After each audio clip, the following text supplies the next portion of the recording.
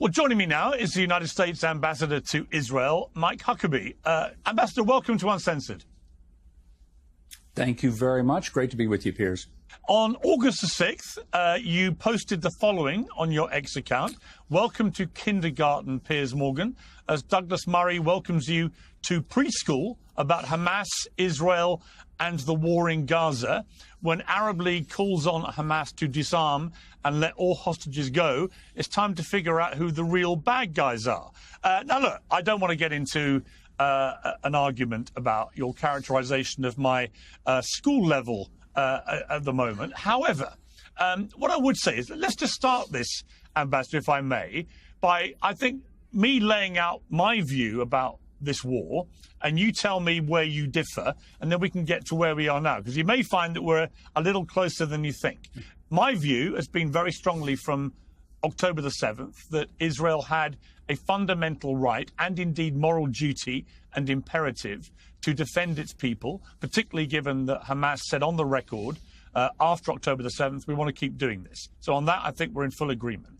I also believe that Hamas, along with what the Arab League says, should disarm, let all the hostages go, and play no further role in any government of Gaza ever. So I think they've abrogated that right after what they did on October the 7th. I also believe, however, that the way that Israel has been prosecuting this war this year in particular has seemed to me to have gone past a point of self-defense and into something very different. And that's what I wanted to explore with you, I think, because you're there and you have a very good understanding, I think, of what is going on the ground. And we can get to that in a moment. But my criticism of Israel is not about the country. It's not about the people. My criticism is very specifically about the Israeli government and the way it's prosecuting the war, because it seems to me that the strategy this year, which has involved a 3-month blockade in which they stopped food and aid going into Gaza, which many viewed as a criminal act against the civilian population, but notwithstanding that, that actually what Israel's done is relentlessly bombarded Gaza in its attempt to take out the remaining Hamas fighters. But by doing so, it has not succeeded in having any hostages released since February. And it doesn't appear to have been defeating Hamas. So my question for you, I think, off the top is, why are you convinced, as you seem to be, that this new strategy of occupying Gaza City and continuing a relentless bombardment of the population in Gaza is going to be any more successful than what we've seen this year so far, which has not, to my mind, been successful? Piers, you've given me a lot to unpack right there, so let me see if I can do it. First of all, you're right. There's a lot of things you just said with which we agree. So I'm going to take you out of kindergarten. I'm going to put you all the way to the 2nd grade. I think you deserve that. So we'll start there. Thank you. I think it's important to understand that there's one bad guy in all this, and it's Hamas. And that's what I've said repeatedly. I've watched European countries put so much pressure on Israel because they don't like the way they're prosecuting the war. Whether people like the way they're prosecuting the war, it is their war. They've dumped an enormous amount of humanitarian aid and food in prior to the blockade that would have been more than enough to feed them throughout the blockade. But the problem was that Hamas was stealing the food. One of the reasons that Israel stopped the just almost unlimited supply of food going in was because Hamas was profiting off of it. They made $500 million last year selling it. And one of the things that was so outrageous was because they would steal the food. By the UN's own numbers, about 88 to 89% of the food going in has been stolen or looted. So that means that the people weren't getting the food, and I'll tell you who else wasn't getting the food. The hostages. I know you saw the video of the hostages a week ago when Hamas posted this hideous, disgusting video of hostages being tortured, being starved, and being forced to dig their own graves. They're not getting any of that food. So the problem has come that all the pressure from European countries and even Canada has been focused on Israel rather than focused on Hamas. And what I said in the tweet, and I know you didn't like it that much, but I was having a little fun with it. The point being, the Arab League unanimously said it's Hamas that ought to disarm, it's Hamas that ought to give up, and recognize that they have no future, and they need to let all of the hostages go, not dribbling out. They need to let them all go at one time. I think Israel is right to call for that. To be honest with you, you mentioned about the plan to take Gaza City. We don't know how that's going to go. It could go sideways. I think everybody understands there's no guarantee that it will go well. I do know firsthand that Israel has put offer after offer after offer on the table in negotiations trying to get some type of diplomatic settlement. But Hamas is not interested in that. And it was just a little over a week ago that the U.S. decided they're not serious and got up and walked away and said there's not going to be a negotiation that is going to result in the release of the hostages. Now, after Israel has said, okay, we're going to move in more militarily, take Gaza City, suddenly Hamas says, okay, maybe we should meet. We'll have some more discussions. So one has to wonder, are they really serious about ending this? Are they really serious about doing it in a way that President Trump was very clear about? Hamas can't stay, and Hamas has no future in governing Gaza. That's important, because leaving Hamas, even a little bit, is like leaving the Nazis in Germany after World War II. And I don't think anybody thinks that's a good idea. Well, I completely agree about that. So I think on that, I think it's important that people understand watching this that we do agree about a lot of the fundamental principles here. Hamas are the absolute bad guys in this war. They started this, and they should absolutely have no place in governing Gaza afterwards. But that doesn't mean that Israel can't also be held to, in my opinion, a higher standard than a terrorist organization. And Israel should expect, as the only democracy in the Middle East, to be held to a higher standard. And that's why the way that Israel behaves in the way it prosecutes this war has come under such intense scrutiny. And I would just ask you, as the ambassador there for the United States, that it must concern you when you see Germany heavily critical now of what Israel is doing, the United Kingdom, Italy, today calling the plans for the occupation of Gaza City a potential disaster. France, you know, most other Middle Eastern countries, you'd expect them to. But so many of Israel's historic allies lining up now to say they have serious concerns about what is now happening in Gaza. Does that not give you pause for thought, Ambassador? It certainly does, but perhaps in a slightly different way than you're feeling it. I wish those same countries would recognize that by them calling out Israel specifically and barely mentioning not only Hamas, but not even mentioning the hostages, if at all, maybe slightly, what they have done is empowered Hamas. And I think you probably saw the interview that Secretary Rubio did over the weekend. And one of the things he pointed out was the moment that these European countries started calling for a Palestinian state, and when they started saying Israel needs to do things differently, Hamas walked away from all of the negotiations and discussions, because in their minds, hey, they're winning. They're winning because the allies of Israel are spending more time attacking Israel and questioning the way they're doing things than they are in questioning Hamas. And I want to point out something I don't think most people have a clue about. Israel doesn't just go in and bomb the ever-loving Jesus out of Gaza. They send messages, leaflets, they give warnings to people, they tell them where they're going to hit, and they urge them, get out of this area. There's a rocket launcher there, there's a base there, there's a military structure there, and they're very specific, and they tell people to get out. Hamas takes its civilians and herds them to those very places that had been announced by the Israelis as a target. To be fair, I love my country, I serve my country, but my country, the United States, we don't tell adversaries where we're going to hit in advance of it. And Israel has done that consistently for as long as I can remember, back in the previous Gaza war in 2012, 2014. And quite frankly, nobody ever says that's kind of a spectacular thing to do. Yes, there's a lot of people that shouldn't have been killed or injured, and they are. It is a tragedy. But the tragedy started on October the 7th, and I think this is one of those areas where apparently you and I do agree. It started with the raping of women in front of their children, the beheading and burning in ovens of babies, lighting elderly people on fire as they sat in their wheelchairs as their families were forced to watch it. And all of this, we know it happened, despite what some people deny.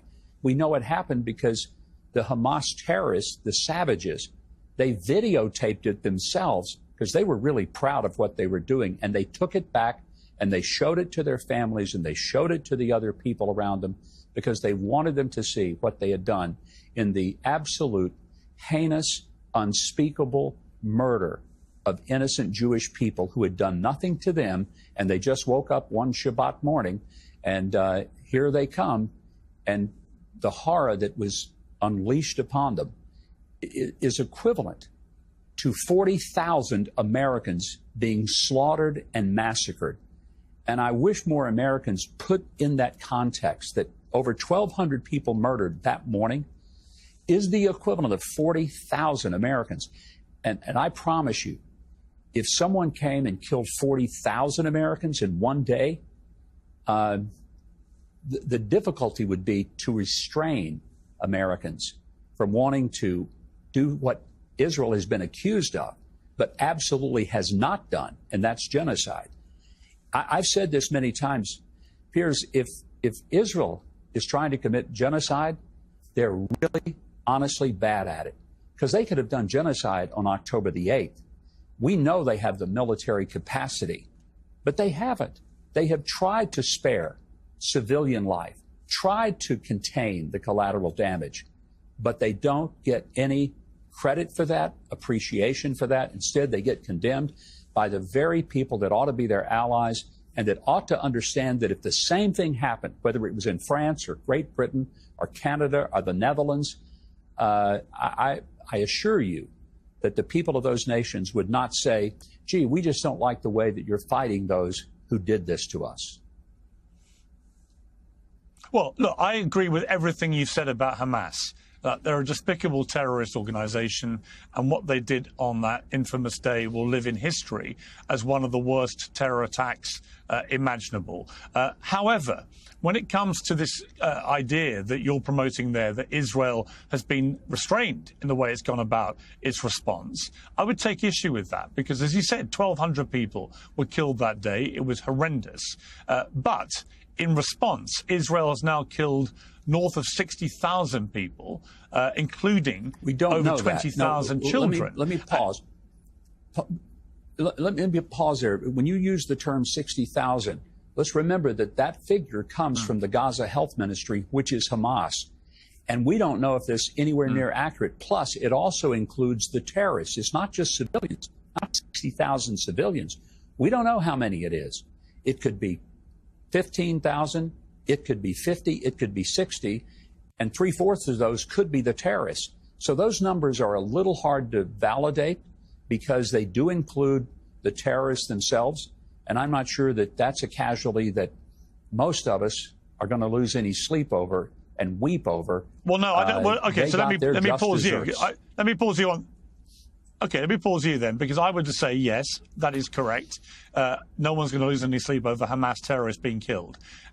I have had other people on the pro-Israeli side tell me definitively that they believe at least 25,000 Hamas terrorists have been killed out of that total. But oddly, they can never tell me how many civilians have been killed. So it seems almost either that the IDF is only collating the numbers of enemy that is killing in terms of Hamas terrorists and not collating the civilian deaths, which would seem unusual, or, and this is another thing I would put to you about the Gaza Health Ministry, that historically, before October the 7th, as you know, most of the Gaza Health Ministry figures that they reported in terms of casualties, because unlike the Israeli side, they name all the people in lists that they report and publish, that actually historically they have turned out to be broadly accurate and been accepted by Israel. So if your position is now that suddenly after October the 7th, the Gaza Health Ministry numbers cannot be relied upon, there are many who would respond by saying, well, Ambassador,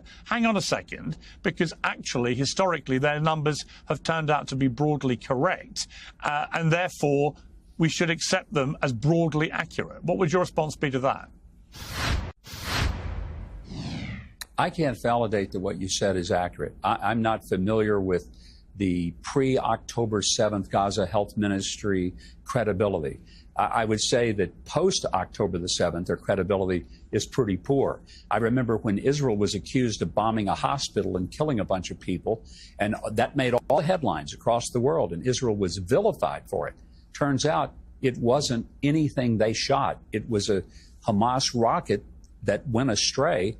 That's what blew up in the hospital. Israel had nothing to do with it. So did those figures get counted in there? Here's the point I think we can agree on. We may argue about the numbers. Too many people have been killed in Gaza. Too many innocent civilians have been killed there.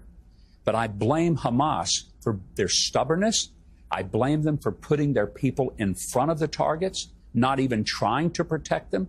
In fact, trying to see that they did get killed because it's good for business for them. And that's what makes them the monsters they are.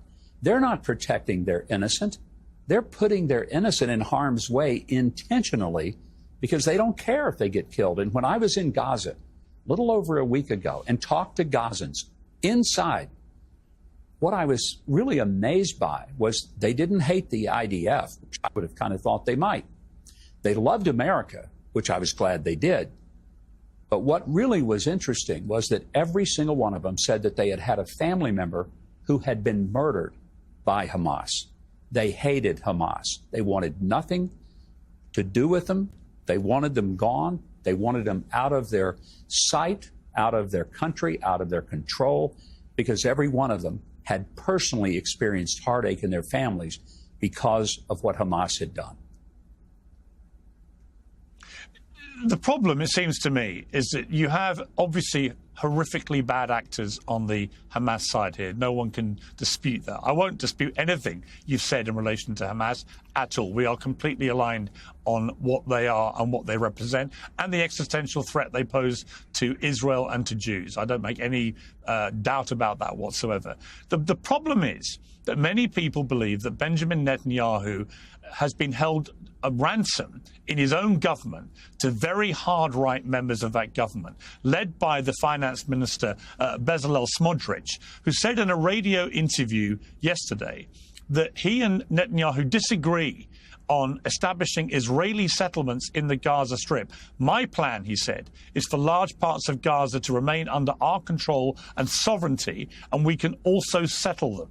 That's not the Prime Minister's plan, I admit, but I don't think this is the right time to have that debate. I'm conducting it behind closed doors. I'm not blowing everything up over it. Now, what he's also said publicly in the last month is that he believes that Gaza should be cleansed of Palestinians. And what people are saying, Ambassador, is that there are people on this cabinet, in this government, who have very senior positions, very like the finance minister, and Ben Gvir is another one, who make no pretense about their desire, both in Gaza and the West Bank, to expel the Palestinians. And when he talks so openly here about a plan to remain, for Gaza to remain under the control of Israel and to take control of sovereignty and settle Israelis in Gaza, many people think that has been the plan all along. What would you say to people like Smotrich, who are now openly talking about that being the real ambition here?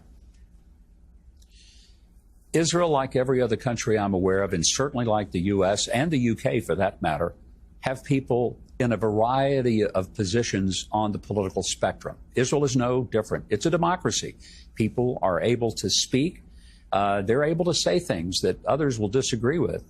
It's one of the hallmarks of, frankly, a democracy, one of the hallmarks of liberty, something we celebrate, that difference.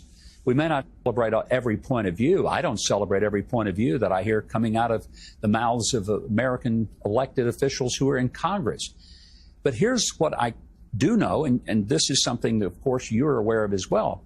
The Prime Minister has been very consistent, never indicating he wanted to go and move people into Gaza.